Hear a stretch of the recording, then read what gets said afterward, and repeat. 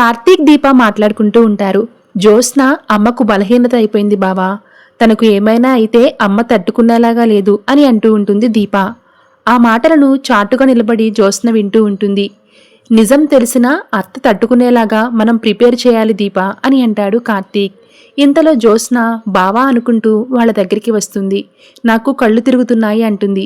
అయితే ఇక్కడ కూర్చో అని దీప అనేసరికి, లేదు నేను హాస్పిటల్కి వెళ్ళాలి, పద బావా అంటుంది జ్యోత్స్న.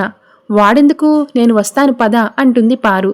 నువ్వు వస్తే నాకు తలనొప్పి ఇంకా ఎక్కువ అవుతుంది అని జ్యోత్స్న అనేసరికి ఇక చేసేదేమీ లేక జ్యోత్స్నని తీసుకుని హాస్పిటల్కి బయలుదేరుతాడు కార్తీక్. ఇక కార్తీక్ జ్యోత్స్న కారులో వెళ్తూ ఉంటారు. హాస్పిటల్కి అన్నారు, ఏ హాస్పిటల్కో చెప్పలేదు అంటాడు కార్తీక్. కారు పక్కన ఆపు బావా అంటుంది జ్యోత్స్న. ఇంకెక్కడకు అని అడుగుతాడు కార్తీక్. పక్కన కొబ్బరి బొండాల బండుంది, ఒక కొబ్బరి బొండం తాగితే డీహైడ్రేషన్ తగ్గుతుంది, వెళ్ళి తీసుకురా బావా అంటుంది జ్యోత్స్న. పెద్దవాళ్ళు చెప్పిన మాట ఎందుకు వినాలో నాకు ఈరోజు అర్థమైంది. మా అమ్మ ఈరోజు ఎక్కడికి వెళ్ళొద్దు అంది, కానీ నేనే వినలేదు అని చిరాకు పడుతూ కొబ్బరి బొండం తీసుకొచ్చి ఇస్తాడు కార్తీక్. ఇంతలో కార్తీక్కి దీప ఫోన్ చేసి ఎక్కడున్నావు బావా అని అడుగుతుంది. నాకింకా తల తిరగడం ఆగలేదు దీప, డీహైడ్రేషన్ రాకూడదని కొబ్బరి బొండం తాగుతున్నాను అని జ్యోత్స్న చెప్తుంది. ఆ బొండం తీసి దాన్ని తలకేసి కొట్టు బావా అని అంటుంది దీప. దాంతో జ్యోత్స్న ఒక్కసారిగా షాక్ అవుతుంది.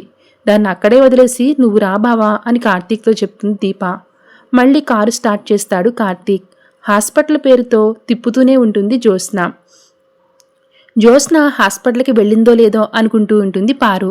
ఇంతలో శివనారాయణ పారుకి ఫోన్ చేసి అప్పుడనంగా వెళ్లారు, ఇంకా రాలేదు ఇంటికి అని అడుగుతాడు. నేను దీపని ఇంట్లో వదిలేసి వస్తున్నానండి అని చెప్తుంది పారు. మరి జ్యోత్స్న ఏది అని అడుగుతాడు శివనారాయణ. జ్యోత్స్న తల తిరుగుతుందని హాస్పిటల్కి వెళ్ళింది అని పారు చెప్తే ఇక సుమిత్ర కంగారు పడుతూ ఉంటుంది. జ్యోత్స్న కావాలనే ఇలా చేస్తుందా అని అనుమానం పడుతూ ఉంటాడు దశరథ. మరోవైపు చిరాకొస్తుందా బావా అని కార్తీక్ని అడుగుతుంది జ్యోత్స్న. మంచి హాస్పిటల్కి వెళ్ళాలి కదా, అక్కడ అపాయింట్మెంట్ దొరకకపోతే నేనేం చేస్తాను అని జ్యోత్స్న అంటుంది. ఇక అప్పుడే పారు జ్యోత్స్నకి కాల్ చేస్తుంది. త్వరగా రండి ఇంటికి అని చెప్తుంది. నువ్వు దాని హాస్పిటల్లో వదిలేసి ఇంటికి పో, నేను వేరే డ్రైవర్ని పంపిస్తాను అని పారిజాతం అంటుంది. నాకు బావే కావాలి అని జ్యోత్స్న అనేసరికి వాడేమైనా నీ మొగుడా, వాడే కావాలంటున్నావు అంటుంది పారిజాతం. అలాగే అనుకో అని ఫోన్ కట్ చేస్తుంది జ్యోత్స్న. ఇక మళ్ళీ మధ్యలో కారాపి ఐస్ క్రీమ్ తీసుకుంటుంది జ్యోత్స్న. కొంత దూరం వెళ్ళాక కారాపి నీ పెళ్లి రోజుకి మంచి గిఫ్ట్ ప్లాన్ చేశాను బావా అని చెప్తుంది.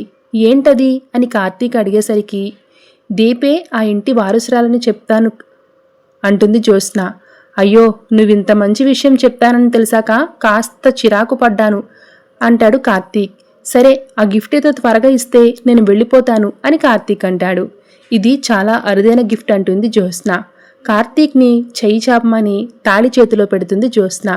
ఈ తాళి నా మెడలో కట్టి నన్నే గిఫ్ట్గా తీసుకో బావా అని జ్యోత్స్న చెప్పేసరికి ఇక కార్తీక్ ఒక్కసారిగా షాక్ అవుతాడు.